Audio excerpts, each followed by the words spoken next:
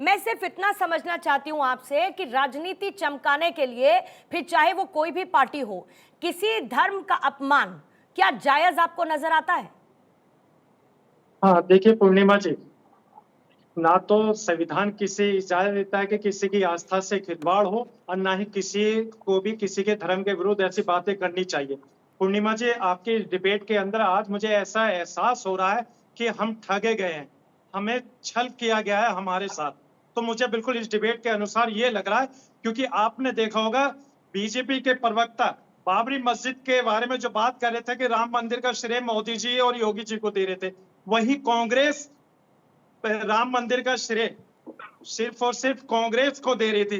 तो ये बताइए, जो भारत के मुसलमान ने संविधान का पालन कर सर्वोच्च न्यायालय का जो निर्णय आया, जो फैसला आया, उसको स्वीकार किया, तो आज हाजी नाजिम को ऐसा लग रहा है कि हाजी नाजिम के साथ पूरे भारत का मुसलमान ठगा गया है आस्था के नाम पर। हमारी आस्था के साथ खिलवाड़ करा गया क्योंकि हमने सर्वोच्च न्यायालय के आदेश का पालन किया, हमने हाजी नाजिम संविधान को साहब, वो माना। तो करना ही था ना आपको, सर्वोच्च न्यायालय ने आदेश दिया, वो तो करना ही था आपको।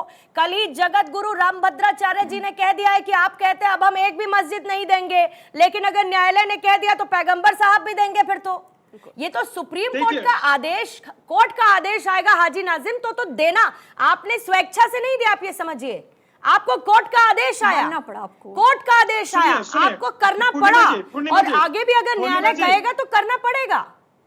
हाँ पूर्णिमा जी, देखिए मैं वही बताता हूँ कि सुप्रीम कोर्ट ने ये कहा था कि मंदिर तोड़कर मस्जिद नहीं बनाई गई, सबसे पहली बात ये। मगर मैं ये कहता हूँ कि ये हमारे हिंदू भाइयों की आस्था को देखकर जो फैसला आया, भारत के मुसलमान ने स्वीकार किया। सुनिए सर, नहीं पूरा, जो भारत के मुसलमान ने जो हिंदू भाइयों की आस्था को देखकर जो सुप्रीम कोर्ट का फैसला आया, स्वीकार का।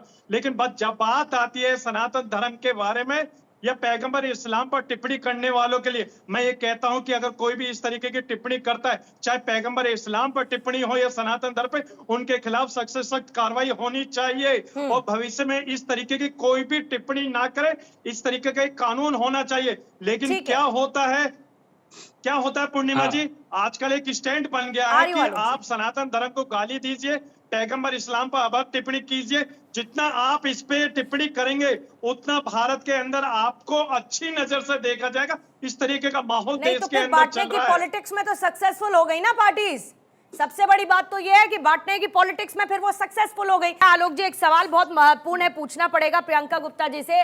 प्रियंका जी, तय कर लिया क्या, जा रही हैं सोनिया गांधी जी, मल्लिकार्जुन खड़गे जी, अधीर रंजन चौधरी जी रामलला की प्राण प्रतिष्ठा में? कल बड़े चिढ़ गए थे, उनसे सवाल पूछा गया, निमंत्रण तो पहुंच ही चुका है।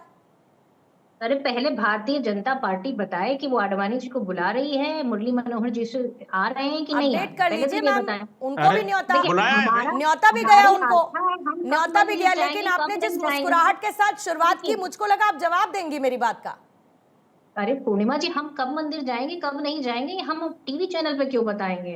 हम हमारी जब श्रद्धा होगी तब हम अदरवाइज बता दीजिए मैडम, ट्विटर हैंडल पे तो सब बता देते हैं आप लोग, ट्विटर हैंडल पर ही बता दीजिए, वहां से हम खबर चला लेंगे। अरे आलोक अवस्थी जी से पूछिए, जो असली मुद्दा है, आडवाणी जी कब जाएंगे और मुरली मनोहर जोशी जी कब जाएंगे? और वहां भी क्या मोदी जी लंबे दिखाए जाएंगे और भगवान राम जी छोटे दिखाए जाएंगे क्या? देखिए ये बेतुकी बात करके बार-बार अपमानित मत करिए। प्रियंका गुप्ता जी, भगवान श्री राम को इस तरीके से जो है नीचा दिखाने का प्रयास मत करिए। यह पॉलिटिकल बात नहीं है। आप धर्म के आधार पर इस तरीके की बात करना, ये प्रियंका गुप्ता, आप भी भगवान श्री राम को मानती होंगी, आपके यहाँ भी रामचरितमानस का पाठ होता होगा, आपके सुंदरकांड का होता होगा। तो कम से कम ये जो गांधी परिवार का जो विरोध है सनातन धर्म को लेकर के, उसमें आप शामिल मत हो जाइए। आप बार-बार क्या बात कर रही है? भगवान श्री राम को छोटा, कौन भगवान श्री राम को छोटा दिखा सकता है? किसकी हैसियत है? किसी की हैसियत नहीं है भगवान श्री राम को छोटा दिखा सके। इसलिए प्रियंका गुप्ता बार-बार यहाँ पर इस तरह के घटिया शब्दों का प्रयोग मत करिए, घटिया शब्दों का मत प्रयोग करिए। प्रियंका गुप्ता जी, मैं आपको कहना चाहता हूँ, आप राहुल गांधी के इतने जो है उनका जो विरोध है वो ठीक है, क्योंकि वह मानते हैं नहीं मानते हिंदू धर्म को मुझे नहीं पता है, लेकिन मुझे मालूम है कि उनके दादा की कब्र वहां पर प्रयागराज के अंदर है। तो जिनकी कब्रें होती हैं वो हिंदुत्व को मानते हैं नहीं मानते हैं मुझे नहीं पता है, लेकिन आप प्रियंका गुप्ता जी, आप तो जो प्रियंका गुप्ता लिखती हैं, कम से कम भगवान श्री राम को इस तरह से अपमानित करने का प्रयास मत करिए कि वो छोटे हैं या बड़े हैं। आलोक अवस्थी जी, एक मिनट जरा आपको रोकूंगी, एक सेकंड आपको रोकूंगी, और आपको भी एक सेकंड प्रियंका जी जरा मुझे रोकिएगा। ऋतु जी मैं आपको लाऊंगी। अभी इन्होंने जो तस्वीर दिखाई, बिल्कुल मैं क्या समझ पाई, मैं आपको बताती हूँ। मैं ये समझ पाई कि जब अभी प्राण प्रतिष्ठा होगी तो प्रभु श्री राम का बाल स्वरूप जो होगा वो बाल स्वरूप वहां पर दिखाया जाएगा। बिल्कुल पूर्णिमा, मैं- ये भी मुझे- बात मैं बताइएगा अगर मैं बहुत गलत सही समझी। कह रहे हो। और मैं देखिए बस राम इतना जी जो समझी। तस्वीर दिखाई, राम जी आ रहे हैं और मोदी जी उनके एक स्वागत सेकंड के ना लिए। प्रियंका जी, देखिए, लेट्स गो बाय सेवा- लॉजिक। यहाँ प्रियंका आप जी, मोदी लेट्स गो बाय जी को- लॉजिक। आपकी बात को मैंने एड्रेस किया ना, प्रियंका जी, आपकी बात को आपने एड्रेस कभी- किया ना, उसको मैं समझना चाह रही हूँ, समझने दीजिए ना। देखिए, उस पर आपको भी मैं पॉलिटिक्स इतनी मत करिए। कई रुकिए। जगह आपको ऐसी तस्वीरें दिखा सकती हूँ जहाँ हमारे मंदिरों में राम जी, जैसे अगर आप कभी आप अगर वाराणसी संकट मोचन गए हो तो आप देखेंगे सामने श्री राम की मूर्ति है और उनके बिल्कुल जस्ट सामने बड़े हनुमान जी हैं। देखिए, सेवक को बड़ा दिखाना ऐसा नहीं है, वो उनके आह्वान के लिए जा रहे हैं, उनके स्वागत के लिए जा रहे हैं। ये आपने मैं क्रॉस कंफर्म कर लेती हूँ, मैं क्रॉस कंफर्म कर लेती हूँ। चैनल पे दिखाया जा रहा है इतने बयान जो अभी जो बयान दिया मौर्य जी ने, उसके विषय में आप प्रियंका बोलिए, जी, मुझे आप आप कुछ इस तो बात का डिफेंड जवाब कीजिए। नहीं दे पाई। ऋतु जी, प्रियंका जी सीधा सवाल पूछ रही हूँ। प्रियंका जी सीधा सवाल पूछ रही हूँ और उस सीधे सवाल का मुझे सीधा जवाब चाहिए, काउंटर क्वेश्चन नहीं चाहिए मुझे, सीधे सवाल का सीधा जवाब। कांग्रेस की प्रवक्ता होने के नाते इतना उम्मीद कम से कम आपसे मैं करती हूँ। मैं आपसे सवाल पूछ रही हूँ कि राहुल गांधी कहते हैं कि हम मोहब्बत की अरे सवाल तो सुनिए मैडम। राहुल गांधी कहते हैं कि मैं मोहब्बत की दुकान खोलने के लिए आया हूँ। उनकी इस मोहब्बत की दुकान में ये नफरती पकवान कैसे पक पा रहे हैं? देखिए, मैं आपको एक चीज बता दूं पूर्णिमा जी, 4000 किलोमीटर यात्रा करना और भारत को जोड़ना आसान काम नहीं है। आप पूछिए कौन यहाँ बैठा है, कौन कर पाएगा? कोई नहीं कर पाए। और हकीकत ये है कि राहुल गांधी जी यही चाहते हैं, इस देश में एकता रहे, भाईचारा रहे, प्रेम रहे और इस देश का गरीब किसान, युवा, नौजवान सबके पास काम हो, सब खुशहाली रहे। उनका उद्देश्य यही। आप उनको जबरदस्ती घसीट रही इन मामलों में। प्रियंका मुझे जी, लगता है कि मतलब जिन आपने बयानों मुझे की आप ऐसी- बात कर रही हैं, हम उसका आपने सपोर्ट मुझे- नहीं। आप उनका समर्थन आप मान लें, चलिए राहुल गांधी प्रेम चाहते हैं, राहुल गांधी चाहते हैं, बिल्कुल सही बात है।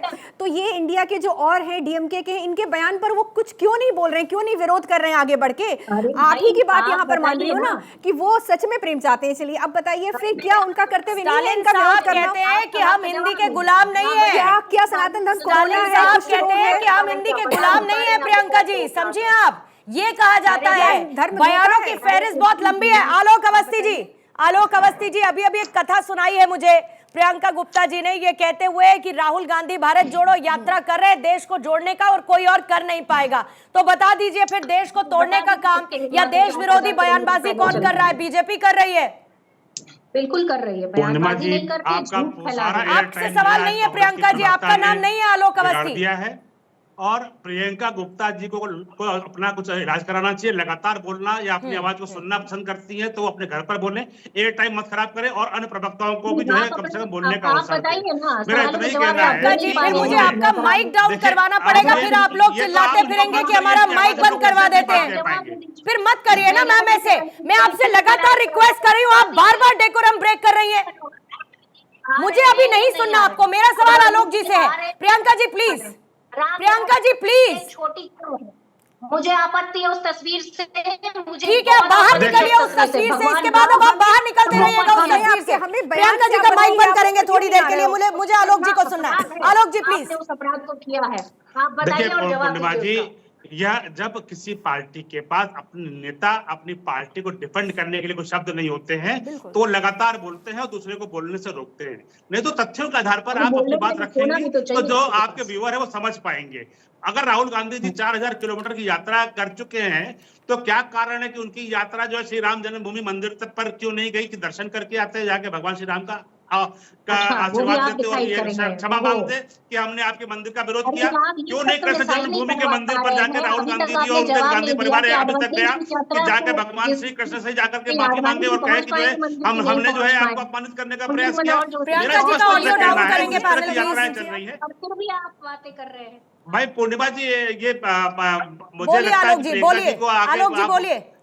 अभी नहीं आएगी उनकी देखिए, मेरा आवाज, बोलिए।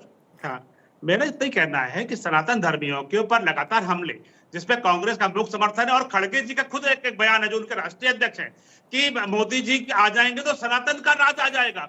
अरे भाई, आप सनातन के राज से क्यों परेशान है? सनातन तो जो कहता है वो सर्वे भवन्तु सुखिनः, सर्वे सन्तु निरामया, सर्वे भद्राणि पश्यन्तु मां कश्चित् दुःख भाग् भवेत्। हम तो सबको साथ लेकर चलने की बात करते हैं। तो वही आपके कांग्रेस की नीति रही है कि देश के संपदा पर एक समुदाय विशेष का पहला अधिकार है। तो कांग्रेस आपकी मूल विचारधारा यही है, इसलिए उसको दर्द होता है कि भगवान श्री राम का भव्य मंदिर बन रहा है। बात जो है मोदी जी की जीत हर जगह हो रही है। क्यों नहीं जीत होगी? ये गरीब का बेटा है, पिछड़े समाज से आने वाला, देश की हिफाजत कर रहा है, देश का बेटा है, पूरी जनता उसको समर्थन कर रही है, गरीबी को मिटाने में लगा हुआ है, देश को आगे बढ़ा रहा है। लेकिन ये भी तो आलोक अवस्थी जी, इसमें कोई दो राय नहीं है ना। सुनिए आलोक जी, इसमें भी कोई दो राय नहीं है कि सुप्रीम कोर्ट का ऑर्डर है, आप उसको एक्सरसाइज कर रहे हैं, आप उसका क्रियान्वयन कर रहे हैं, राम मंदिर आप बनवा रहे हैं, लेकिन ऑर्डर सुप्रीम कोर्ट का है सर। ये कल रामभद्राचार्य जी ने भी कहा कि ऑर्डर सुप्रीम कोर्ट की तरफ से मिला, केंद्र ने हमको सहयोग किया, और जाहिर है कि जब आपने इसको चुनावी वादा रखा था तो आप इसके लिए ऑब्लिगेटेड हैं, आप ये करेंगे। राम मंदिर भव्य तरीके से बनेगा, राम भक्तों का 500 साल का इंतजार खत्म होगा, और उसके लिए आपको बहुत बहुत धन्यवाद।